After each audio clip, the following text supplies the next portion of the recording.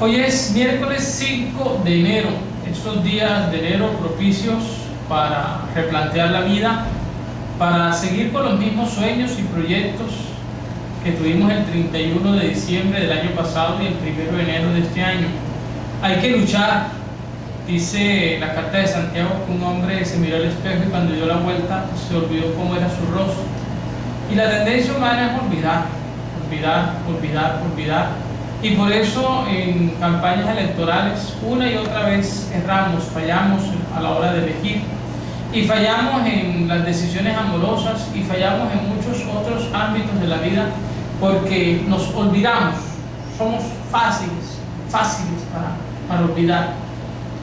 Lo único que hay que olvidar son el resentimiento y todo aquello que nos hace daño o superar. Eso pertenece a una discusión espiritual sobre la superación del dolor para sanar heridas. En este 5 de enero los sacerdotes estamos en retiro.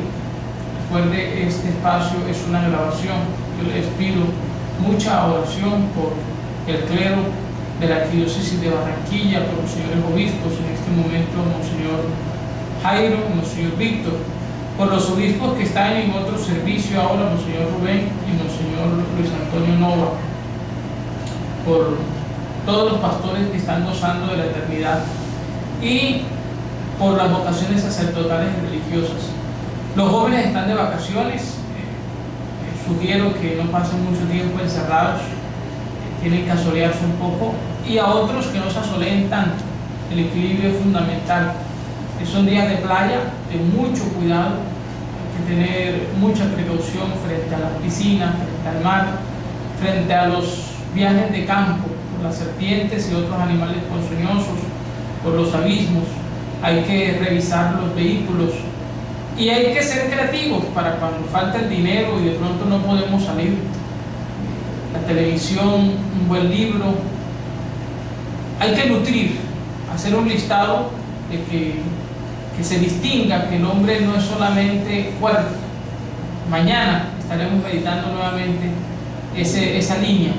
El hombre no es solamente cuerpo y cómo podemos nutrir todas las dimensiones de la vida humana.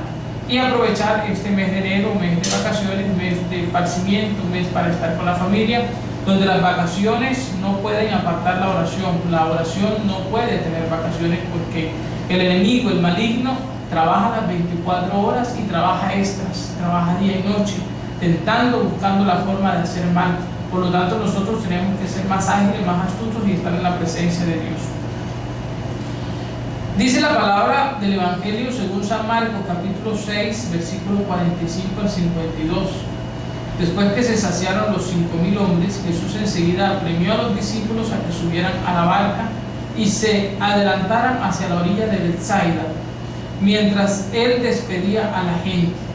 Y después de despedirse de ellos, se retiró al monte a orar. El monte en la Escritura significa encuentro con Dios. La Escritura es muy común. El Sinaí, el monte Oreb, el monte de la Transfiguración, el monte de los Olivos. Eso quedó de herencia en nuestra cultura cristiana. El Cristo Redentor, aquí en Barranquilla, en el Atlántico, tenemos el Morro. En las montañas es común que encontremos santuarios, imágenes al Señor resucitado, al Señor crucificado, o imágenes en honor a la Santísima Virgen María.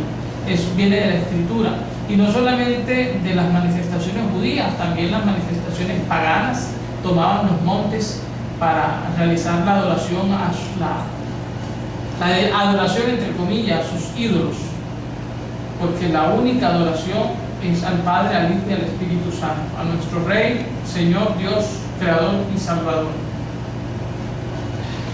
Llegada la noche, la barca estaba en mitad del lago y Jesús solo en tierra, viendo el trabajo con que remaban, porque tenían viento contrario.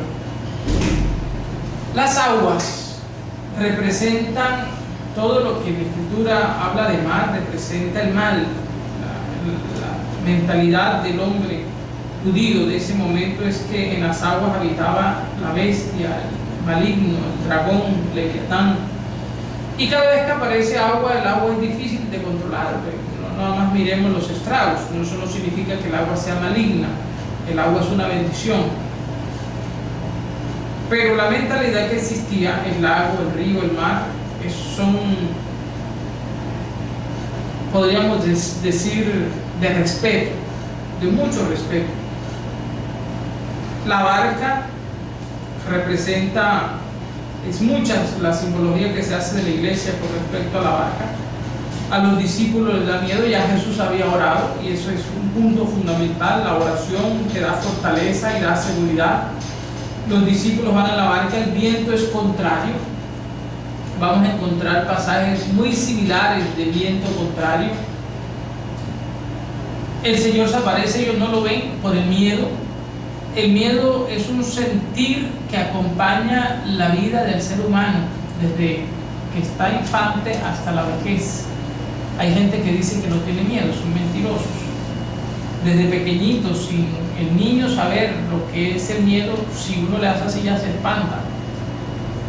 Los psicólogos darán alguna explicación a eso, pero cuando uno está ya de 5 o 6 años, un cuarto oscuro, hablo de niños normales o los niños de antes, porque los niños de hoy son más atrevidos. Cuando se está adolescente, da muchos miedos al estudio, a viajes, da el miedo a perder el noviazgo. Cuando ya se está adultos, da el miedo a perder el trabajo, el empleo, da miedo a la enfermedad, da miedo a la vejez y después da miedo a la muerte. Entonces tenemos que el miedo acompaña la existencia humana.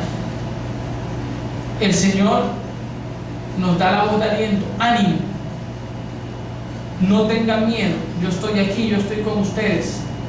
El capítulo 14 del Evangelio de Juan manifiesta: no se turbe vuestro corazón, que podríamos traducirlo no tengan miedo. El no tengan miedo aparece muchas veces en la Escritura, no solamente en los Evangelios.